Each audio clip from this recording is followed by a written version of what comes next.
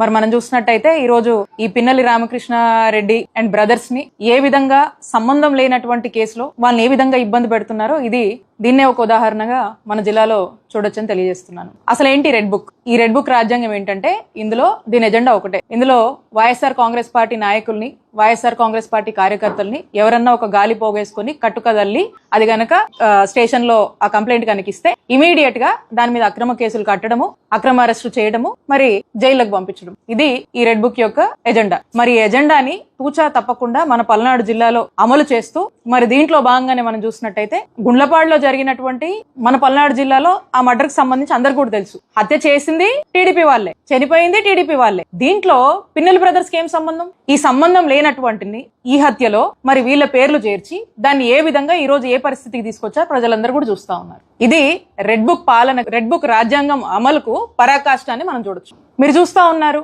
మన పల్నాడు జిల్లాలో ఎంతమందిని ఇబ్బంది పెట్టారు, ఎంతమంది మీద అక్రమ కేసులు కడుతున్నారు, ఎంతమంది జైలు పాలు చేస్తా ఉన్నారు. ప్రోగ్రామ్ లో యాక్టివ్ గా కనిపిస్తే చాలు వేధింపులు పిలుస్తా ఉంటారు స్టేషన్ కి. పొద్దు నుంచి సాయంత్రం దాకా కూర్చోబెడతారు, అక్రమ కేసులు పెడతారు, అరెస్టు చేస్తారు, బెదిరిస్తున్నారు, కొడుతున్నారు, తిడుతున్నారు. ఇంకో కనపడితే ఈ ఊళ్ళో కనపడితే నీ సంగతి తేలుస్తామని చెప్పి వార్నింగ్లు ఇస్తా ఉన్నారు. అంతెందుకు నేనే ఉన్నాను, చూస్తా ఉన్నాము.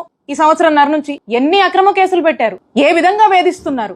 ఎవరైతే వాంటెడ్ గా చేస్తా ఉన్నారో, కావాల్సుకొని ఈ విధంగా చేస్తా ఉన్నారో వీళ్ళందరినీ ఎవ్వరిని కూడా ఇక్కడ ఉన్నటువంటి ఎవ్వరం కూడా మర్చిపోము. మా జగనన్న ప్రభుత్వం అధికారంలోకి వచ్చాక అందరి సంగతి తేలుస్తామని తెలియజేస్తున్నాం.